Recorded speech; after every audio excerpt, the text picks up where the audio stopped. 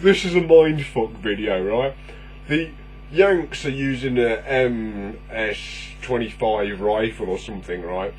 And its projectiles are guided, right? And they're guided as simple as, like, yeah, you know, there's nothing you can do. They're guided and they go off at a specific time, and they're pre-programmed in the gun, right? But that's nowhere near the technology that we can have. This is just the technology that they're allowing the army to run around with in the battlefield. In reality, these are guided projectiles in a handheld weapon. It's not like a javelin missile, shoulder-launched javelin missile. But these projectiles are like this size, yeah. And what they do is they triangulate where the enemy force is. You fire it in the general direction of the enemy force, and it sort of guides itself towards it. And when it's at the point, even if they're behind the wall and you can't see them, you fire it just above the wall, and it blows itself up just as it goes above the wall and showers shrapnel downwards on top of them, or whatever it needs to do, it does it, yeah? Well, that's shit, mate. You know, I thought of that years ago, before the film came out with Sylvester Stallone in it, which has got the DNA straps on them and everything like that, like it, way before that. I can't remember, Demolition Man, before Demolition Man. I thought all this. You got the GPS and you got nanotechnology.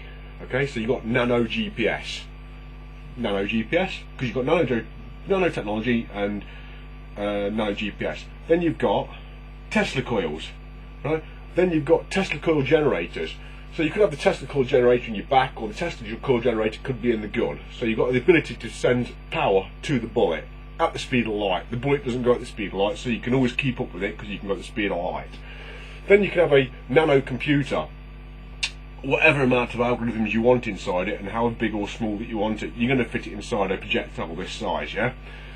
Then I've got nano veins and nano fins for guiding the missile. It's already got momentum because you've just fired it out of the shell. So you've got the slug at the front and you've got the shell at the back. Yeah, the shell's got the propellant in it and you fired it out. It's got the speed. It just needs a way of turning and what have you. So you want to be able to adjust the veins and what have you. Well, I've got a Tesla coil inside it, so I'm getting power sent straight to it, like, yeah, from the gun or from the backpack or from some other soldier that's carrying the shit around, like, yeah. This is getting quite complicated, isn't it, eh? So in theory, I could just, like, shoot the gun in the air. As long as I know where the target is, I'm going to do it. Now these ones, the ones that the Yanks are using at the moment, you need to triangulate where the enemy is, right? And the way they're triangulating where the enemy is was some stupid way of doing it, right? All I need to do is I have a camera on me hat, which you see the soldiers have got, yeah, and I have a microphone here, yeah, and you see that as well, don't you? Well, every single one of them has that, and these communicate with each other via a wireless network, which is secret, and it's real. You got a secret network. My computer's wireless, and you can use 24 gigahertz, but obviously the military one is going to be miles better than the one I've got, which is 24 gigahertz. Right. So then, when this microphone hears a gunshot, it knows where it is. Plus, because of GPS, we know where all our soldiers are as well, because we've all got GPS on. So if it's one of our shots, it's come from wherever we are. But if it isn't one of our shots, we triangulate it, and that goes into the algorithm, into the computer. It knows where all the enemy shots are coming from, so you can't hide from it. Okay? So as soon as you hear the shot, you know where the enemies come from. Okay? And you want to get rid of it. But it could be a lot of people. And like one of these little shells with just C4 in it might, you know, injure 2 and kill 1. Like, yeah, let's say there's 30 of them.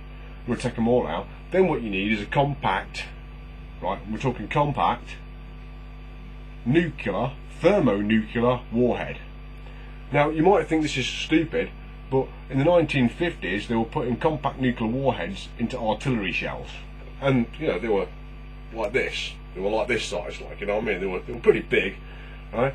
But I'm just a stupid garage mechanic from Leicester, and I can work out how to make a compact nuclear fusion device. I can't make one because I need cyclotrons and nuclear fuel and ways of compressing stuff, and the metals I need to compress hydrogen to the amount of compression that I need to put a little sphere in that, and then putting the radioactive material around the sphere, and then putting the C4 or Semtex around that, and then putting the compression chamber around that, and then fitting that, which is about this size, inside the front of the artillery piece, which is about this long. So now I can take out 60-70 people with a compact thermonuclear device. And you just think it was an artillery piece going off.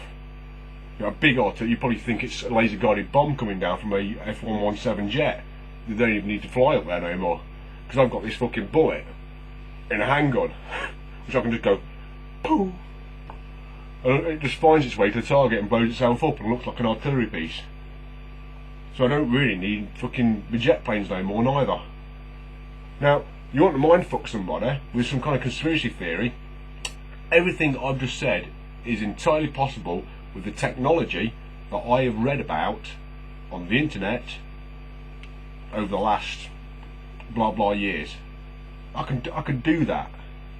Yeah. Well, I don't want to do that. What I'm doing is I'm designing one of them. I'm pretty certain the scientists will know what that is. I'm designing that.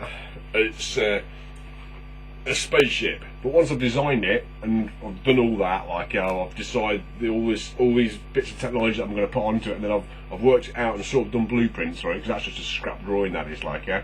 Then I've modelled it, because I'm doing a model up there, like, yeah. And then I've tested the flight characteristics of it, so if, you know, this, that, and the other. Then I'm just going to rip it up, chuck it in the fucking bin. I just know I can do it. I just know I can do it. Oh, well, this is a mindfuck video, right?